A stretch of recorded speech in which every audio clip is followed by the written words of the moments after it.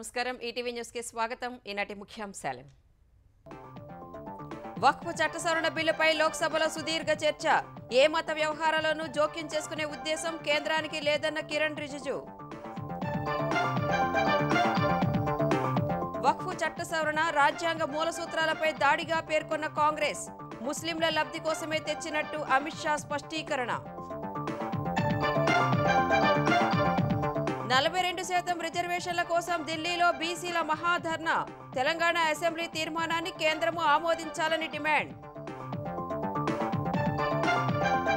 తెలంగాణలో రిజర్వేషన్లు పెంచితే ప్రధానికి ఇబ్బంది ఏంటన్న రేవంత్ తీర్మానం అమలు బాధ్యత రాష్ట్రానిదేనని బీజేపీ స్పష్టీకరణ హెచ్సియు వద్ద ఆగని విద్యార్థుల ఆందోళన కంచెగచ్చిబౌలి భూములపై హైకోర్టు విచారణ రేపటి వరకు పనులు ఆపాలని ఆదేశం ప్రకాశం జిల్లాలో సిబిజీ ప్లాంట్లకు లోకేష్ శంకుస్థాపన ప్రాజెక్టుపై తప్పుడు ప్రచారం చేసే వైసీపీ నేతలను వదలబోమని హెచ్చరిక 5 ఏళ్లలో 20,000 స్టార్టప్ల స్థాపనే లక్ష్యమన్న చంద్రబాబు నూతన ఆవిష్కరణల్లో భాగం కావాలని పారిశ్రామికవేత్తలకు సీఎం పిలుపు మరో 4 గంటల్లో ప్రతీకార సుంకాలపై ట్రంప్ ప్రకటన వెంటనే అమల్లోకి వస్తాయని స్పష్టం చేసిన అమెరికా ప్రభుత్వం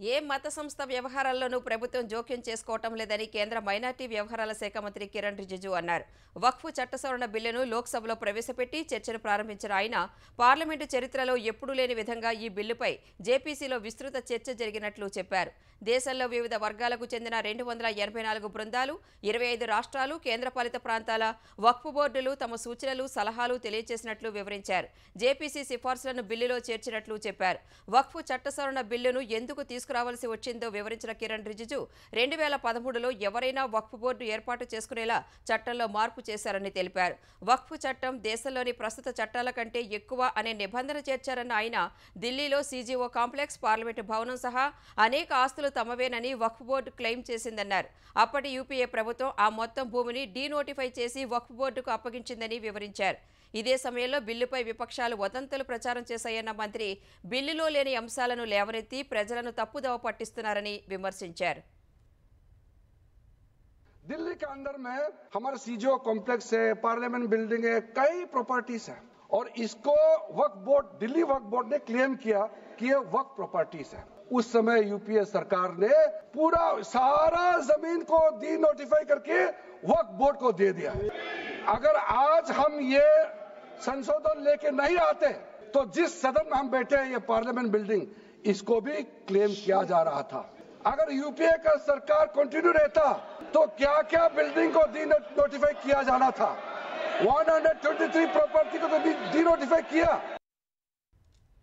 వక్ఫ్ చట్ట సవరణ బిల్లు రాజ్యాంగ మూల సూత్రాలపై జరిగిన దాడిగా కాంగ్రెస్ అభివర్ణించింది వక్ఫ్ చట్టాన్ని బలహీనపరచడం సహా మైనార్టీలను తక్కువ చేసి చూపే ప్రయత్నాన్ని కేంద్రం చేస్తోందని కాంగ్రెస్ ఎంపీ గౌరవ్ గొగోయ్ ఆరోపించారు కాంగ్రెస్ తరపున వక్ఫ్ చట్ట సవరణ బిల్లుపై మాట్లాడిన ఆయన సమాజంలో చీలికలు తీసుకురావడమే కేంద్రం ఉద్దేశమని విమర్శించారు వక్ఫ్ బోర్డు భూములపై కేంద్ర ప్రభుత్వం కన్నేసిందన్న ఆయన ఆ తర్వాత ఇతర మైనార్టీల ఆస్తులపైనూ గురిపెడుతుందని ఆందోళన వ్యక్తం చేశారు వక్ఫ్ బిల్లు విషయంలో యూపీఏ సర్కారుపై తప్పుడు ప్రచారం చేస్తోందని మండిపడ్డారు మహిళల హక్కుల విషయంలోనూ కేంద్ర ప్రభుత్వం తప్పుడు ప్రచారం చేస్తోందని ఆరోపించారు జేపీసీ విపక్షాలు ఇచ్చిన సలహాలను పరిగణలోకి తీసుకోలేదని తెలిపారు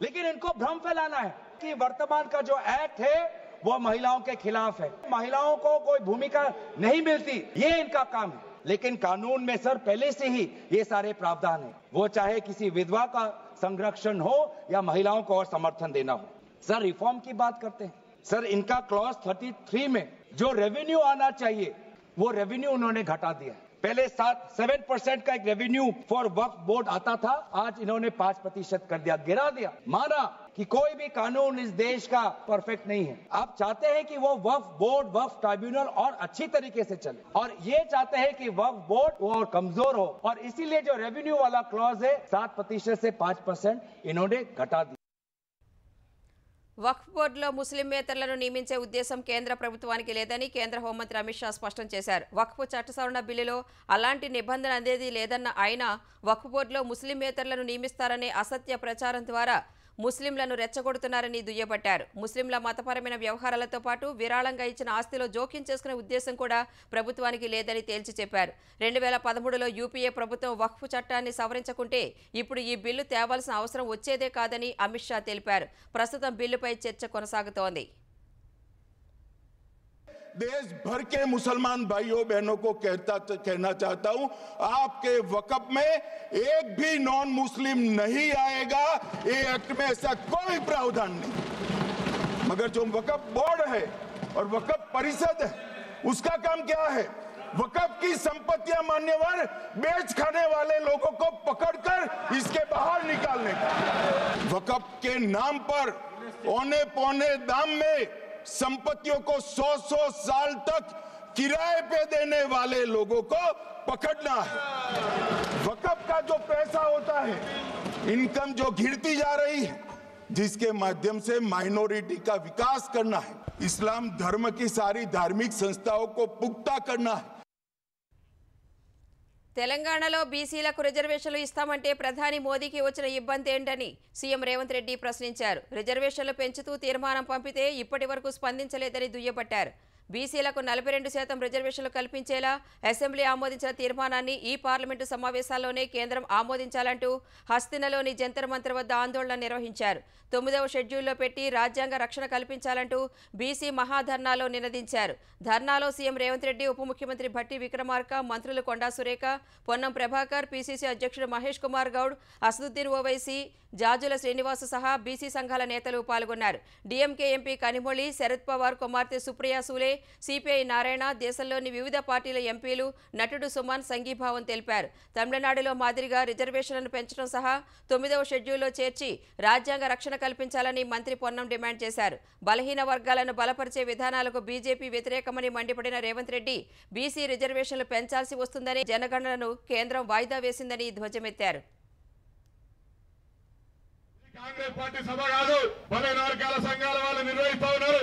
ఏ Bharatiya Janata party, TRS party శాసనసభ వేదికగా మేము బేషరతుగా బిల్లుకు మద్దతు ఇస్తారన్నటువంటి వాళ్ళు ఇలా ఈ వేదిక మీదకి ఎందుకు రాలేదు చెప్పమని అడుగుతా ఉన్నాం. దేశంలోని 29 రాష్ట్రాలకు మార్గదర్శకంగా తెలంగాణ ప్రభుత్వం చట్టం చేసి ఇలా ఢిల్లీకి పంపడం జరుగుతా ఉంది.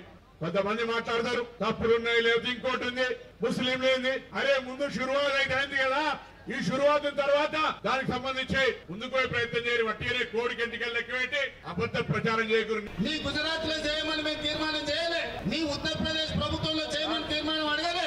మా తెలంగాణలో మా బలైన వర్గాల సోదరులకు 42% రిజర్వేషన్లు ఇస్తాం, మేము మాకు అనుమతి ఇవ్వండి అని మేము తీర్మానం చేస్తే నరేంద్ర మోడీ గారు మీకు వచ్చిన కష్టమైందని నేను అడుగుతున్నా. నువ్వు తెలంగాణలో మాకు అనుమతి ఇవ్వకపోతే ఇది దేశం అంతా కారు చిచ్చులా వ్యాపిస్తుంది. మీరు అనుకుంటున్నారేమో గుజరాత్ లో అంచివేస్తామని, ఇది నిప్పు రగులుతుంది. దేశ నలుమూలల జాగృతం చేస్తాం. మీరు ఎట్లా ఢిల్లీలో గద్దె మీద ఉంటారో మేము కూడా చూస్తాం. బీసీలకు 42% రిజర్వేషన్ల అంశాన్ని కేంద్రంపై నెట్టేసి పబ్బం గడుపుకోవడానికి సీఎం రేవంత్ రెడ్డి ప్రయత్నిస్తున్నారని బీజేపీ మండిపడింది. ప్రధాని మోదీ అనుమతి తీసుకునే రిజర్వేషన్లు పెంచుతామని కాంగ్రెస్ మేనిఫెస్టోలో పెట్టారా అని కేంద్ర మంత్రి బండి సంజయ్ ప్రశ్నించారు. డెడికేటెడ్ కమిషన్ ఏర్పాటు చేసి రిజర్వేషన్లు అమలు చేసే అవకాశం రాష్ట్రానికి ఉందన్నారు. బడుగు బలహీన వర్గాల్లో ముస్లింలను చేర్చి కాంగ్రెస్ సర్కార్ బీసీల పొట్ట కొడుతోందని ఆరోపించారు. కాంగ్రెస్ తెచ్చిన 42% రిజర్వేషన్ల బిల్లులో 10% ముస్లింలకే దక్కుతాయన్నారు. బీసీలకు అదనంగా దక్కేది 5% మాత్రమేనన్న బండి సంజయ్ ముస్లింల కోసమే కాంగ్రెస్ బీసీ రిజర్వేషన్లు పెంచినట్లు కనిపిస్తోందని దుయ్యబట్టారు. మతపరమైన రిజర్వేషన్లకు బీజేపీ వ్యతిరేకమని అసెంబ్లీ సమావేశాల్లో స్పష్టం చేశామని బీజేపీ ఎమ్మెల్యే పాయల్ శంకర్ చెప్పారు. కాంగ్రెస్ ప్రభుత్వం ఆ విషయాన్ని పట్టించుకోకుండా ఇప్పుడు జంతర్ మంతర్లో అబద్ధాలు వల్లెవేస్తోందని మండిపడ్డారు. ముఖ్యమంత్రి గారు మాట్లాడతారు, భారతీయ జనతా పార్టీ అక్కడ మద్దతు ఇచ్చింది, ఇక్కడ వ్యతిరేకిస్తున్నది అని. ఎక్కడ వ్యతిరేకించినాం, ఎక్కడ మద్దతు ఇచ్చినాం? నిజంగానే మీరు ఇవ్వాలనుకుంటే, మీకు చిత్తశుద్ధి ఉంటే ముస్లింలు లేనటువంటి బీసీల రిజర్వేషన్లు కావాలని చెప్పినాం. కులమనే లేనటువంటి ముస్లింలకు బీసీ రిజర్వేషన్లు ఏ రకంగా వర్తిస్తాయి? దీని మీద రాష్ట్ర ముఖ్యమంత్రి గారు కాంగ్రెస్ పార్టీ సమాధానం చెప్పాలా. వెనుకబడిన ప్రకాశం జిల్లాకు పరిశ్రమలు తీసుకొచ్చి జిల్లా రూపురేఖలే మార్చేస్తామని ఆంధ్రప్రదేశ్ విద్యాశాఖ మంత్రి నారా లోకేష్ అన్నారు. దివాకరపల్లిలో రిలయన్స్ సంస్థ నిర్మించనున్న సిబిజీ ప్లాంట్కు ఉమ్మడి జిల్లా మంత్రులు, ప్రజాప్రతినిధులు, రిలయన్స్ ఇండస్ట్రీస్ డైరెక్టర్ పిఎంఎస్ ప్రసాద్తో కలిసి లోకేష్ భూమి పూజ చేశారు. రిలయన్స్ సంస్థ 65,000 కోట్ల పెట్టుబడితో ఏపీలో 500 సిబిజీ ప్లాంట్ల ఏర్పాటుకు ప్రణాళికలు రచించినట్లు లోకేష్ తెలిపారు. ఈ ప్లాంట్ల ఏర్పాటు ద్వారా 2.5 లక్షల మందికి ఉపాధి అవకాశాలు లభిస్తాయన్నారు. చంద్రబాబు అనే ఒక బ్రాండ్తో ఏపీ రూపురేఖలనే మారుస్తున్నట్లు చెప్పారు. ఏపీలో గత 5 ఏళ్లు విధ్వంస పాలన సాగిందన్న లోకేష్ వాటాలు ఇవ్వలేదని, రాష్ట్రం నుంచి పరిశ్రమలనే తరిమేశారని గుర్తు చేశారు. కూటమి ప్రభుత్వం ఏర్పడిన తరువాత 8 లక్షల కోట్ల విలువైన పెట్టుబడులకు ఒప్పందాలు చేసుకున్నామన్నారు. నిరుద్యోగులకు ఉపాధి కల్పించడమే లక్ష్యంగా ముందుకు వెళుతున్నట్లు చెప్పారు. వచ్చే 5 ఏళ్లలో 20 లక్షల మందికి ఉద్యోగాలు కల్పిస్తామని పునరుద్ఘాటించారు. ప్రభుత్వంపై తప్పుడు ప్రచారం చేసిన వారిని వదిలిపెట్టేది లేదని లోకేష్ హెచ్చరించారు. రెడ్ బుక్లో పేరు ఎక్కించి పని పడతామని స్పష్టం చేశారు. చంద్రబాబు గారు చెప్తున్న P4 విధానానికి రిలయన్స్ సిబిజీ ప్లాంట్ నాంది కాబోతుంది. పేదరికం లేకుండా చేయటంలో ఇది కూడా ఒక తొలి అడుగని సభాముఖం తెలుపుతున్నాం. రైతులకి ఈ ప్లాంట్ల ద్వారా పెద్ద ఎత్తున మేలు జరుగుతుంది. నేపియర్ గడ్డితో ఈ గ్యాస్ తయారు చేయబోతున్నారు. ప్రభుత్వ భూమికి 15,000 రూపాయలు, రైతుల భూమికి 30,000 రూపాయలు కౌలు కూడా రిలయన్స్ ఇండస్ట్రీ ఇవ్వబోతుంది. ఏపీలో కూటమి ప్రభుత్వం అనుసరిస్తున్న పెట్టుబడిదారులకు అనుకూలమైన విధానాలు రాష్ట్రాన్ని పెట్టుబడులు, ఆవిష్కరణలకు గమ్యస్థానంగా మారుస్తున్నాయని ముఖ్యమంత్రి చంద్రబాబు అన్నారు. ప్రకాశం జిల్లా కనిగిరిలో మొదటి రిలయన్స్ సిబిజీ ప్లాంట్కు పునాది రాయి వేయడంపై ఆయన హర్షం వ్యక్తం చేశారు. ఇది బయో ఇంధన రంగానికి ముందడుగని గుర్తు చేశారు. రాబోయే 5 ఏళ్లలో రిలయన్స్ సంస్థ 500 సిబిజీ ప్లాంట్లను స్థాపించి బంజరు భూమిని ఆకుపచ్చ ఎరువులతో ఉత్పాదక వ్యవసాయ భూమిగా మారుస్తుందన్నారు. పూర్తిగా పనిచేసిన తర్వాత ఈ ప్లాంట్లు ఏటా 40 లక్షల మెట్రిక్ టన్నుల కంప్రెస్డ్ బయోగ్యాస్ను ఉత్పత్తి చేస్తాయని వివరించారు. ఆంధ్రప్రదేశ్ను నూతన ఆవిష్కరణలకు వేదిక చేస్తామని ముఖ్యమంత్రి చంద్రబాబు పునరుద్ఘాటించారు. రాష్ట్రంలో రతన్ టాటా ఇన్నోవేషన్ హబ్ల ఏర్పాటుపై సమీక్ష నిర్వహించిన సీఎం 5 ఏళ్లలో 20,000 స్టార్టప్ల స్థాపనే లక్ష్యమన్నారు. రతన్ టాటా ఇన్నోవేషన్ హబ్లో భాగస్వాములు కావాలన్నారు. ఈ మేరకు పారిశ్రామికవేత్తలు, మేధావులకు సీఎం పిలుపునిచ్చారు. ఇంటికో పారిశ్రామికవేత్త ఉండాలన్న సంకల్పాన్ని నిజం చేయాలని చంద్రబాబు కోరారు. తిరుమల తిరుపతి దేవస్థానం భక్తులకు అందిస్తున్న సేవలు, సౌకర్యాల్లో 100% మార్పు కనిపించాలని ముఖ్యమంత్రి చంద్రబాబు స్పష్టం చేశారు. టీటీడీ సేవలపై సచివాలయంలో సమీక్ష నిర్వహించిన సీఎం సేవలు బాగుంటేనే ప్రభుత్వానికి మంచి పేరు వస్తుందని సూచించారు. టీటీడీలో అందించే ప్రతి సేవపైన భక్తుల అభిప్రాయాలు తీసుకోవాలన్న చంద్రబాబు వాట్సాప్ సేవలను అందుబాటులోకి తీసుకురావాలని పేర్కొన్నారు. అభివృద్ధి పనుల పేరుతో డబ్బులు ఇష్టారీతిన ఖర్చు పెట్టొద్దన్న సీఎం వచ్చే 50 ఏళ్ల అవసరాలకు అనుగుణంగా టీటీడీని తీర్చిదిద్దాలని సూచించారు. అనుభవజ్ఞుల పేరు అవసరం లేకపోయినా పాతవారిని కొనసాగించవద్దని స్పష్టం చేశారు. త్వరలో JEO, CVSO, SVBC chairman, board డైరెక్టర్ల నియామకం చేపడతామని తెలిపారు. అలిపిరిలో భక్తుల కోసం బేస్ క్యాంపు నిర్మాణం చేపట్టాలని సూచించిన ముఖ్యమంత్రి 60 అనుబంధ దేవాలయాల అభివృద్ధికి మాస్టర్ ప్లాన్ రూపొందించాలని ఆదేశించారు. ఆంధ్రప్రదేశ్ వెలుపల నిర్మాణంలో ఉన్న శ్రీవారి ఆలయాల పురోగతిపై అధికారులు ముఖ్యమంత్రికి నివేదిక ఇచ్చారు. కంచె గచ్చిబౌలిలోని 400 ఎకరాల భూములను ప్రభుత్వం టీజీఐఐసీకి కేటాయించడాన్ని నిరసిస్తూ హైదరాబాద్ సెంట్రల్ యూనివర్సిటీలో విద్యార్థులు, అధ్యాపకుల ఆందోళనలు లాఠీచార్జుకు దారితీశాయి. విద్యార్థులు, అధ్యాపకులు యూనివర్సిటీలోని అంబేద్కర్ ఆడిటోరియం నుంచి బయలుదేరి ర్యాలీగా టీజీఐఐసీ చదును చేయిస్తున్న భూమి వైపు వెళ్లేందుకు ప్రయత్నించారు. అప్పటికే అక్కడ భారీగా మోహరించిన పోలీసులు వారిని అడ్డుకున్నారు. కాసేపు పోలీసులు, విద్యార్థులకు మధ్య వాగ్వాదం, తోపులాట జరిగింది. ఎంతకీ విద్యార్థులు వెనక్కి తగ్గకపోవడంతో విద్యార్థులపై పోలీసులు లాఠీచార్జి చేసి వారిని అక్కడి నుంచి పంపించేశారు. కంచె గచ్చిబౌలి భూములను టీజీఐఐసీకి కేటాయిస్తూ ప్రభుత్వం జారీ చేసిన ఉత్తర్వులను రద్దు చేయాలంటూ హెచ్సీయూ విద్యార్థులు, వటా ఫౌండేషన్ వేర్వేరుగా దాఖలు చేసిన ప్రజా ప్రయోజన వ్యాజ్యంపై విచారణను హైకోర్టు రేపటికి వాయిదా వేసింది. అప్పటి వరకు పనులు చేయొద్దని, పనులు ఆపాలని హైకోర్టు ఆదేశించింది. ఇవాళ జరిగిన విచారణలో వాదనలు వినిపించిన హెచ్సీయూ న్యాయవాది కంచె గచ్చిబౌలిలోని 400 ఎకరాల్లో చెట్లను కొట్టేసి భూమిని చదును చేస్తున్నారని తెలిపారు. అటవీ ప్రాంతాన్ని కొట్టివేయాలంటే నిపుణుల కమిటీ వేయాలన్నారు. నిబంధనలకు విరుద్ధంగా అధికారులు పనిచేస్తున్నారని పేర్కొన్నారు. సుప్రీం తీర్పునకు లోబడే ప్రభుత్వాలు పనిచేయాలన్నారు. ప్రభుత్వం తరపున వాదనలు వినిపించిన ఏజీ సుదర్శన్ రెడ్డి కంచెగచ్చిబౌలిలో అటవీ భూమి అని ఎక్కడా లేదన్నారు. ఈ భూమికి ఆనుకుని ఉన్న హెచ్సియు భూముల్లో భారీ భవనాలు నిర్మించారని, సమీపాన 4 హెలీప్యాడ్లు ఉన్నాయని తెలిపారు. హైదరాబాద్లోని చాలా ప్రాంతాల్లో పాములు, నెమళ్లు, చెట్లు ఉన్నాయని, పిటిషనర్ల వాదనలు బట్టి ఆయా ప్రాంతాలను అటవీ భూమిగా ప్రకటించాలన్నారు. ఈ లెక్కన హైదరాబాద్ మహానగరంలో ఎక్కడా నిర్మాణాలు చేపట్టకూడదని ఏజీ వ్యాఖ్యానించారు. ఈ వాదనలు విన్న న్యాయస్థానం తదుపరి విచారణను రేపటికి వాయిదా వేసింది. కంచెగచ్చిబౌలి భూములపై వెంటనే నిజ నిర్ధారణ నివేదిక పంపాలని తెలంగాణ అటవీశాఖ అధికారులను కేంద్ర పర్యావరణ మంత్రిత్వ శాఖ కోరింది. ఇప్పటికే ఉన్న కోర్టు తీర్పులను పరిగణలోకి తీసుకుని ముందుకు వెళ్లాలని సూచించింది. అటవీ చట్టానికి లోబడి వెంటనే చర్యలు తీసుకోవాలని కోరింది. వాస్తవాధార నివేదికతో పాటు సంబంధిత శాఖ తీసుకున్న చర్యలపై నివేదిక ఇవ్వాలని పేర్కొంది. తెలంగాణలో బీఆర్ఎస్ ఎమ్మెల్యేలు పార్టీ మారిన వ్యవహారంపై సుప్రీంకోర్టులో విచారణ రేపటికి వాయిదా పడింది. గత వారం పిటిషనర్లు పాడి కౌశిక్ రెడ్డి, కేటీఆర్ తరపు వాదనలు ముగియగా ఇవాళ స్పీకర్ తరపున సీనియర్ న్యాయవాది ముకుల్ రోహత్గి వాదనలు వినిపించారు. స్పీకర్కు రాజ్యాంగం కల్పించిన విశేష అధికారాలను కోర్టులు హరించలేవన్న ఆయన, స్పీకర్ నిర్ణయం తీసుకున్న తర్వాతే జ్యుడిషియల్ సమీక్షకు అవకాశం ఉంటుందన్నారు. స్పీకర్ కాలపరిమితితో నిర్ణయం తీసుకోవాలని కోర్టు చెప్పడం భావ్యం కాదని పేర్కొన్నారు. ఒకవేళ సూచనలు చేస్తే అది స్వీకరించాలా లేదా అనేది కూడా స్పీకర్ నిర్ణయమేనని తేల్చి చెప్పారు. ఒక రాజ్యాంగ వ్యవస్థపై మరో వ్యవస్థ పెత్తనం చేయలేదని పేర్కొన్నారు. స్పీకర్ సరైన సమయంలో నిర్ణయం తీసుకోవాలని కోర్టులు విజ్ఞప్తి చేయకూడదా అని ధర్మాసనంలోని జస్టిస్ బిఆర్ గవాయ్ ప్రశ్నించారు. కోర్టులు రాజ్యాంగ పరిరక్షకులుగా వ్యవహరిస్తాయన్న న్యాయమూర్తి, స్పీకర్ 4 ఏళ్లు ఏమీ చేయకపోతే కోర్టులు చూస్తూ ఉండాలా అని ప్రశ్నించారు. స్పీకర్ తన విధులు నిర్వర్తిస్తున్నారన్న రోహత్గి, వారం కూడా ఆగకుండా స్పీకర్పై నమ్మకం లేక రిట్ పిటిషన్లు దాఖలు చేయడం ఎందుకని ప్రశ్నించారు. సరైన సమయం అంటే మీ దృష్టిలో ఎంతకాలమని జస్టిస్ అగస్టిన్ ప్రశ్నించగా, అది స్పీకర్ మాత్రమే నిర్ణయిస్తారని రోహత్గి సమాధానం చెప్పారు. అసెంబ్లీ కార్యదర్శి తరపున రేపు వాదనలు వినిపిస్తారని మరో న్యాయవాది అభిషేక్ సింఘ్వి కోర్టుకు తెలిపారు. అనంతరం విచారణను రేపటికి వాయిదా వేశారు. తెలంగాణలో ఎల్ఆర్ఎస్ రాయితీని ఈ నెలాఖరు వరకు పొడిగిస్తూ ప్రభుత్వం ఉత్తర్వులు జారీ చేసింది. గతంలో ప్రకటించిన గడువు మార్చి 31కి ముగిసింది. అప్పటికి 2 లక్షల ఎల్ఆర్ఎస్ దరఖాస్తులకు మాత్రమే రాయితీపై స్థలాల యజమానులు రుసుము చెల్లించారు. మరో 13 లక్షలకు పైగా దరఖాస్తులు ఇంకా పరిష్కారం కావాల్సి ఉంది.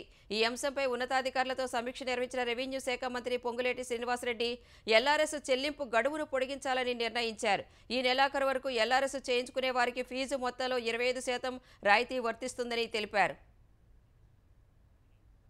సీడ్ క్యాపిటల్ నిర్మాణంలో సింగపూర్ భాగస్వామ్యం ఉండాలని ఏపీ సర్కార్ భావిస్తున్న వేళ ఆ దేశ ప్రతినిధుల బృందం రాజధాని అమరావతిలో పర్యటించింది. ఉండవల్లి సమీపంలోని వరద నియంత్రణ కోసం నిర్మించిన ఫ్లడ్ పంపింగ్ స్టేషన్, కృష్ణా కరకట్ట రోడ్ రివర్ ఫ్రంట్ డెవలప్మెంట్కు సంబంధించిన పనులను సింగపూర్ ప్రతినిధులు పరిశీలించారు. రాజధానిలోని ఉద్దండ్రాయుని పాలెం సమీపంలో సీడ్ యాక్సెస్ రహదారిని ఆనుకుని నిర్మించే స్టార్టప్ ఏరియాను పరిశీలించారు. అక్కడికి సమీపంలోనే నిర్మించిన ఐఏఎస్ అధికారులు, మంత్రుల నివాస బంగాళాలను సింగపూర్ ప్రతినిధులు పరిశీలించారు.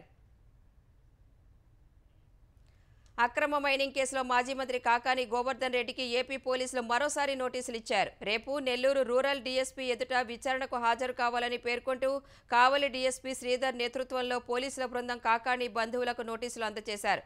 హైదరాబాద్ శ్రీనగర్ కాలనీలోని కాకాని ఇంటికి వెళ్లిన పోలీసు బృందం అక్కడ ఆయన లేకపోవడంతో బంధువులకు నోటీసులు అందజేసి వెళ్లారు. గతంలో కూడా ఆయనకు విచారణకు రావాలని 2 సార్లు నోటీసులు ఇచ్చినప్పటికీ ఆయన గైర్హాజరైనందున మరోసారి నోటీసులు ఇచ్చారు.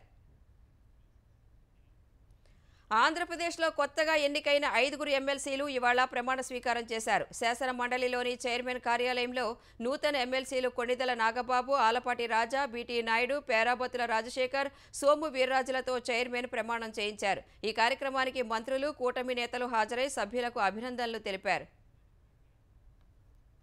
భారత్ సహా ప్రపంచ దేశాలపై అమెరికా అధ్యక్షుడు డొనాల్డ్ ట్రంప్ ప్రతీకార సుంకాలను మరికొన్ని గంటల్లో ప్రకటించనున్నారు. రోజ్ గార్డెన్లో జరిగే కార్యక్రమంలో విముక్తి దినం పేరుతో ప్రతీకార సుంకాలను ప్రకటించనున్నారు. ఈ టారిఫ్లు ప్రకటించిన వెంటనే అవి అమల్లోకి వస్తాయని శ్వేతసౌధం మీడియా కార్యదర్శి కరోలినా లీవిట్ స్పష్టం చేశారు. టారిఫ్ల విషయంలో ఎలాంటి మినహాయింపులు లేవని ట్రంప్ ఇప్పటికే స్పష్టం చేశారు. చాలా ఏళ్లుగా ప్రపంచ దేశాలతో ఉదారంగా ఉన్నామన్న ఆయన, చరిత్రలో ఏ దేశాన్ని దోచుకోని విధంగా అవి అమెరికాను దోచుకున్నాయని అన్నారు. అటు ఐరోపా సమాఖ్య, కెనడా, మెక్సికో వంటి దేశాలు ట్రంప్ సుంకాలను ధీటుగా బదులిస్తామని చెప్పాయి. విశాఖ కొమ్మాది స్వయం కృషి నగర్లో ప్రేమోన్మాది ఘాతుకానికి పాల్పడ్డాడు. తల్లి కుమార్తెపై కత్తితో దాడి చేయగా తల్లి లక్ష్మి మృతి చెందారు. కుమార్తె దీపికకు తీవ్ర గాయాలు కాగా స్థానికులు సమీపంలోని గాయత్రి ఆసుపత్రికి తరలించారు. నవీన్ అనే యువకుడు డిగ్రీ పూర్తి చేసి ఇంట్లోనే ఉంటున్న దీపికను ప్రేమిస్తున్నానంటూ వేధించాడు. ఈ క్రమంలోనే ఇవాళ మధ్యాహ్నం సమయంలో కత్తితో ఇంట్లో ప్రవేశించిన యువకుడు మొదట యువతి తల్లిని పొడిచి చంపాడు. కుమార్తెపై కూడా కత్తితో దాడి చేశాడు. తర్వాత పరారైన నవీన్ శ్రీకాకుళం వద్ద పోలీసులకు చిక్కాడు. ఈ ఘటనపై ఆవేదన వ్యక్తం చేసిన సీఎం చంద్రబాబు యువతి ఆరోగ్య పరిస్థితిపై ఆరా తీశారు. ఆమెకు మెరుగైన వైద్యం అందించాలని అధికారులకు సూచించారు. నిందితుడికి కఠిన శిక్ష పడే విధంగా చూడాలని ఆదేశించారు. సంగారెడ్డి జిల్లా అమీన్పూర్లో ముగ్గురు చిన్నారుల అనుమానాస్పద మృతి కేసును పోలీసులు ఛేదించారు. వివాహేతర సంబంధానికి అడ్డుగా ఉన్నారని ఆ చిన్నారుల తల్లి రజిత వారిని గొంతు నులిమి హత్య చేసిందని సంగారెడ్డి ఎస్పీ పరితోష్ పంకజ్ వెల్లడించారు.